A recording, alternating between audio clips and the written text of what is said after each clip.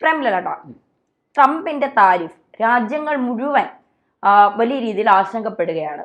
പക്ഷേ അമേരിക്കയിലുള്ളവർ പറയുന്നു ട്രംപ് ഈ ചെയ്തതൊന്നും ശരിയല്ല, ഇത് വലിയ തിരിച്ചടി ഉണ്ടാക്കുന്ന കാര്യങ്ങളാണ്, അമേരിക്കയ്ക്ക് തന്നെ വലിയ നഷ്ടമുണ്ടാക്കുന്ന കാര്യങ്ങളാണ് എന്ന് വിദഗ്ധർ തന്നെ പറയുന്നു. അതായത് അമേരിക്കയിൽ തന്നെ ട്രംപിന് മറ്റു രാജ്യങ്ങൾ നൽകേണ്ട, അമേരിക്കയിൽ നിന്ന് തന്നെ അടി കിട്ടുന്നു എന്നുള്ളതാണ്.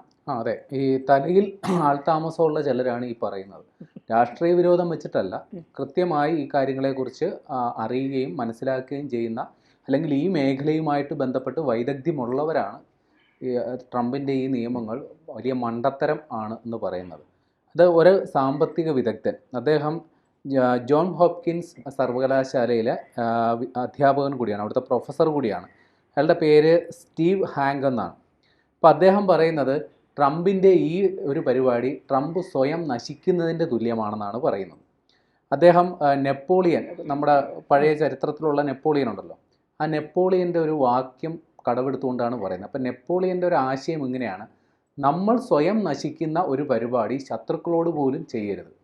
അപ്പോൾ അതിൻ്റെ അർത്ഥം നമ്മൾ ശത്രുക്കളുടെ മേൽ വിജയിച്ചിട്ട് കാര്യമില്ല, കാര്യം നമ്മൾ നശിച്ചു. അപ്പം സ്വയം നശിക്കുന്ന രീതിയിൽ ശത്രുക്കളോട് പോലും ഇടപഴകരുത്. പക്ഷേ സ്വയം നശിക്കുന്ന ഒരു പരിപാടിയാണ് ട്രംപ് ഇപ്പോൾ ചെയ്തിരിക്കുന്നതെന്നാണ് ഇദ്ദേഹം പറയുന്നത്. അദ്ദേഹം ഒരു കാര്യം കൂടി സുപ്രധാനമായിട്ട് പറയുന്നുണ്ട്. അതായത് ഇന്ത്യയുടെ പ്രധാനമന്ത്രി നരേന്ദ്രമോദിയും ഇന്ത്യയുടെ വിദേശകാര്യമന്ത്രി എസ് ജയശങ്കറും കുറച്ചൊന്ന് കാത്തിരിക്കണം. കാരണം ട്രംപ് ഈ ഉണ്ടാക്കി വെച്ചിരിക്കുന്ന ചീട്ട് കൊട്ടാരം വലിയ താമസമില്ലാണ്ട് തകർന്നു പോകും. അപ്പോൾ അതുകൊണ്ട് അനുയോജ്യമായൊരു സമയത്തിലേക്ക് അവർ കാത്തിരിക്കണമെന്നാണ് ഇയാൾ പറയുന്നത്. അതുമാത്രമല്ല, ഇപ്പോൾ ട്രംപ് എന്തുകൊണ്ടാണ് ഇന്ത്യക്കെതിരെ ഈ വ്യാപാര യുദ്ധം പ്രഖ്യാപിച്ചിരിക്കുന്നത്? ട്രേഡ് ഡെഫിസിറ്റ്, വ്യാപാര കമ്മി ഉള്ളതുകൊണ്ടാണ്. അതിൻ്റെ അർത്ഥം അമേരിക്കയുടെ കൂടുതലായിട്ടുള്ള പണം ഇന്ത്യയിലേക്ക് ഒഴുകുന്നു എന്നുള്ളതാണ് ട്രംപിൻ്റെ വാദം. അപ്പോൾ അതിൻ്റെ കാരണമായിട്ട് ഇയാൾ പറയുന്നത് അമേരിക്കയുടെ ആഭ്യന്തര ഉൽപ്പാദനത്തിനേക്കാൾ കൂടുതൽ അമേരിക്ക ചെലവഴിക്കുന്നതാണ് വാസ്തവത്തിൽ ഈ ട്രേഡ് ഡെഫിസിറ്റിന് കാരണം. പക്ഷേ ഇത് മനസ്സിലാക്കാതെയാണ് ട്രംപ് ഇത്തരത്തിൽ, അതായത് നമ്മൾ സ്വയം വികസിക്കുന്നില്ല, അതിനേക്കാൾ കൂടുതൽ നമ്മൾ ചെലവഴിക്കുന്നു, അതാണ് യഥാർത്ഥ കാരണം. പക്ഷേ അതിൻ്റെ ഉത്തരവാദിത്തം ഇന്ത്യ സാധനങ്ങൾ ഇങ്ങോട്ട് കയറ്റുമതി ചെയ്യുന്നതാണെന്ന് വാദിക്കുന്നതാണ്. അത് വലിയ മണ്ടത്തരമാണെന്നാണ് ഇയാൾ ഇവിടെ പറയുന്നത്. ഇനി മറ്റൊരു ഒരാൾ കൂടി ട്രംപിനെതിരെ നിലപാട് വ്യക്തമാക്കിയിട്ടുണ്ട്. അത് ട്രംപിൻ്റെ തന്നെ ഉറ്റ പങ്കാളിയായിരുന്നു, ട്രംപിൻ്റെ മുൻ സുരക്ഷാ ഉപദേഷ്ടാവ് ജോൺ ബോൾട്ടൺ. അദ്ദേഹത്തിൻ്റെ വാക്കുകൾ ഇങ്ങനെയാണ്: അതായത് അമേരിക്ക കാലാകാലങ്ങളായി ആഗ്രഹിക്കാത്തൊരു സംഗതിയാണ് ചൈന, ഇന്ത്യ, റഷ്യ കൂട്ടായ്മ. അപ്പോൾ ഈ ചൈനയെ, ഈ റഷ്യയോടും ചൈനയോടും അടുക്കാതിരിക്കാൻ അമേരിക്ക കാലങ്ങളായിട്ട് നടത്തിയിരുന്ന ആ പണിയെല്ലാം, ആ പെടാപ്പാടെല്ലാം ഒറ്റ നിമിഷം കൊണ്ട് ട്രംപ് ഇല്ലാണ്ടാക്കി.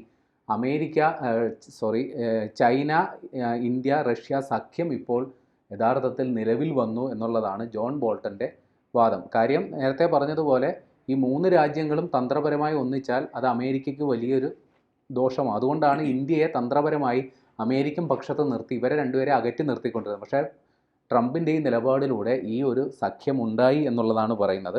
അത് മാത്രമല്ല, ഈ ആദ്യം ട്രംപ് പ്രഖ്യാപിച്ചത് ചൈനയ്ക്കെതിരെയുള്ള വ്യാപാര യുദ്ധം, അത് തന്നെ വൻ തെറ്റായിരുന്നു. കാര്യം ചൈനയെ തന്ത്രപരമായി നിർത്തേണ്ടതായിരുന്നു. പക്ഷേ അവർ ചൈനയുമായിട്ട് വ്യാപാര യുദ്ധം പ്രഖ്യാപിച്ചു. പിന്നീട് അവരുടെ സമ്മർദ്ദങ്ങൾക്ക് ട്രംപ് വഴിപ്പെട്ടു.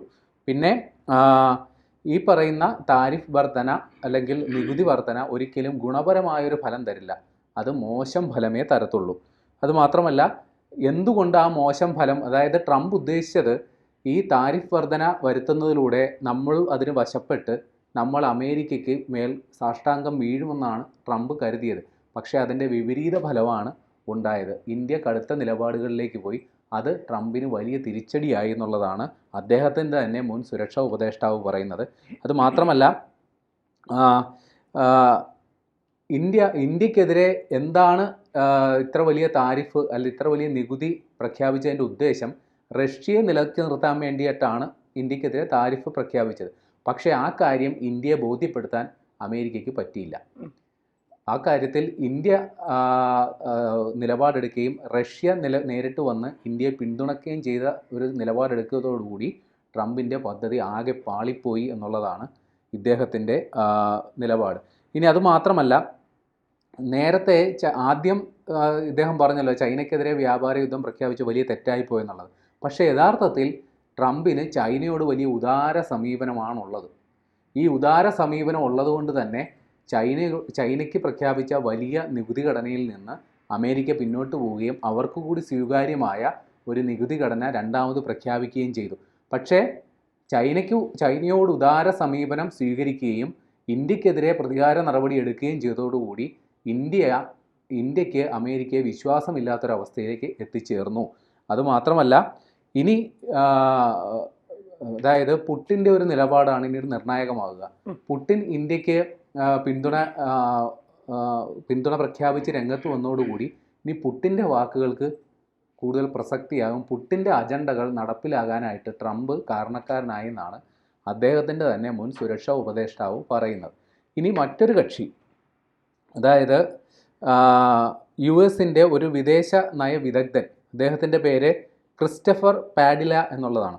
അദ്ദേഹം പറയുന്നത് ഇന്ത്യ അമേരിക്ക ബന്ധത്തിൽ വർഷങ്ങൾ നീളുന്ന ഒരു വിള്ളലാണ് ഇപ്പോൾ ഉണ്ടായിരിക്കുന്നത്. അതായത് ഇന്ത്യക്കെതിരെ വ്യാപാര യുദ്ധം പ്രഖ്യാപിച്ചതോടുകൂടി ഇന്ത്യക്ക് അമേരിക്കയോടുള്ള വിശ്വാസം നഷ്ടമായി.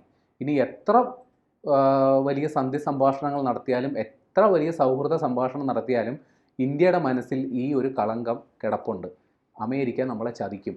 അപ്പോൾ അങ്ങനെയുള്ളൊരു സ്ഥിതിയിൽ ഇന്ത്യ ഒരിക്കലും ഇനി അമേരിക്കയെ വിശ്വാസത്തിലെടുക്കില്ല. അങ്ങനെ ഇന്ത്യ അമേരിക്ക ബന്ധം പൂർവ്വസ്ഥിതിയിലാകില്ല എന്നാണ് ഇയാൾ പറയുന്നത്. ഇനി വേറൊരാൾ വന്നേക്കുന്നത് ഗ്രിഗറി മീക്സ് എന്ന് പറയുന്ന ആളാണ്. ഇയാൾ US-ലെ നിലവിലെ സെനറ്ററാണ്. അയാൾ പ്രതിപക്ഷത്തുള്ളതാണ്, ഡെമോക്രാറ്റിക് പാർട്ടിയുടെ പ്രതിനിധിയാണ്. പക്ഷേ ഇയാൾ അവിടുത്തെ വിദേശകാര്യ നയതന്ത്ര സമിതിയിലെ വിദേശ നയരൂപീകരണ സമിതിയിലെ അംഗം കൂടിയാണ്, പാർലമെൻ്ററി സമിതിയിലെ അംഗം കൂടിയാണ്. അപ്പോൾ അദ്ദേഹം പറയുന്നത് നമ്മൾ പതിറ്റാണ്ടുകളായി രൂപപ്പെടുത്തിയ ഇന്ത്യ അമേരിക്ക ബന്ധം അത് ഒറ്റ നിമിഷം കൊണ്ട് ട്രംപ് ഇല്ലാണ്ടാക്കി എന്നുള്ളതാണ്. അതൊരിക്കലും അമേരിക്കയെ സംബന്ധിച്ച് ഗുണം ചെയ്യുന്നതല്ല. കാരണം ഇന്ത്യയുമായിട്ട് അമേരിക്ക ഉണ്ടാക്കിയിരുന്നത് തന്ത്രപരമായ, അതായത് ചൈനയായിരുന്നു അമേരിക്കയുടെ ഏറ്റവും വലിയ ശത്രു. അപ്പോൾ ഇന്ത്യയുമായിട്ടുള്ളൊരു സഖ്യം എന്ന് പറഞ്ഞാൽ അമേരിക്കയെ സംബന്ധിച്ച് തന്ത്രപരമായ ഒരു സഖ്യമായിരുന്നു. അതുകൂടാതെ സാമ്പത്തിക സഹകരണവും ഉണ്ടായിരുന്നു. അതാണിപ്പോൾ ഇല്ലാണ്ടായത്. അത് അമേരിക്കൻ താല്പര്യങ്ങൾക്ക് വലിയ വിരുദ്ധമാണ്. അതിന് അമേരിക്ക വലിയ വില കൊടുക്കേണ്ടി വരുമെന്നുള്ളതാണ് അദ്ദേഹം ചൂണ്ടിക്കാണിക്കുന്നത്. കഴിഞ്ഞില്ല, മൊത്തത്തിൽ ഈ സംഗതികളെക്കുറിച്ച് മൊത്തത്തിൽ വിലയിരുത്തുന്ന എല്ലാവരും തന്നെ അമേരിക്കയുടെ ഈ നിലപാടുകൾക്ക് അമേരിക്ക അതായത് വലിയ രീതിയിലുള്ളൊരു സമ്മർദ്ദം ചെലുത്താൻ വേണ്ടി ആവിഷ്കരിച്ച ഈ പദ്ധതിയിൽ നിന്ന് ട്രംപിന് പിന്നോക്കം പോകേണ്ടി വരും എന്നുള്ളൊരു സൂചനയാണ് വരുന്നത്. പക്ഷേ ട്രംപ് ഇതോട് ഭയപ്പെട്ട് നേരെ കോടതിയുടെ മേലെ കയറുകയാണ്. കാര്യം ഇത് കോടതിയിൽ ചോദ്യം ചെയ്യപ്പെടാനുള്ള സാധ്യതയുണ്ട്. നേരത്തെ തന്നെ ട്രംപ് ചൈനയ്ക്കെതിരെ ഇത്തരം നികുതികൾ പ്രഖ്യാപിച്ചപ്പോൾ അവിടെ ഫെഡറൽ കോടതി ഇടപെട്ടിരുന്നു. അപ്പോൾ സമാനമായ രീതിയിൽ കോടതി ഇടപെടാനുള്ള സാഹചര്യം മുൻനിർത്തി ട്രംപ് ഇപ്പോൾ കോടതിക്കെതിരെ തിരിഞ്ഞു പറഞ്ഞേക്കുകയാണ്. അതായത് എമർജൻസി എക്കണോമിക് പവർ ആക്ട് എന്ന് പറയുന്ന ഒരു നിയമമുണ്ട് അമേരിക്കയിൽ. ശീതയുദ്ധകാലത്ത് പ്രസിഡന്റിന് സവിശേഷ അധികാരം കൊടുക്കുന്ന ഒരു നിയമമാണ്. അപ്പോൾ ഈ നിയമത്തിൻ്റെ അധികാരം ഉപയോഗിച്ചുകൊണ്ടാണ് ട്രംപ് ഈ പറയുന്ന പുതിയ നികുതി പരിഷ്കരണമൊക്കെ നടപ്പിലാക്കിയത്. അപ്പോൾ ഈ കാലഹരണപ്പെട്ട ഈ നിയമത്തിൻ്റെ സാധുതയെ ചോദ്യം ചെയ്ത് കോടതി രംഗത്ത് വന്നാൽ അമേരിക്ക കടുത്ത സാമ്പത്തിക പ്രതിസന്ധിയിലേക്ക് പോകും. അതുകൊണ്ട് കോടതി ഈ കാര്യത്തിൽ ഇടപെടരുതെന്ന് കോടതിക്ക് നിർദ്ദേശം കൊടുത്തിട്ടിരിക്കുകയാണ് ട്രംപ്. അപ്പോൾ ചുരുക്കി പറഞ്ഞാൽ ട്രംപിന് അമേരിക്കക്കകത്ത് തലയ്ക്ക് ബുദ്ധിയുള്ള എല്ലാവരും ട്രംപിൻ്റെ ഈ നിലപാട് മണ്ടത്തരമാണെന്നുള്ളത് ചൂണ്ടിക്കാണിക്കുന്നു. കോടതി ഇടപെടാൻ പോയാൽ അതിനെക്കൂടി നിലക്ക് നിർത്താനായിട്ടാണ് ട്രംപ് ഇപ്പോൾ ശ്രമിക്കുന്നത്. ചുരുക്കി പറഞ്ഞാൽ ട്രംപിന് നിലയില്ലാ കയത്തിലാണ് ഇപ്പോൾ ട്രംപ് എന്നുള്ളത് പറയേണ്ടി വരും.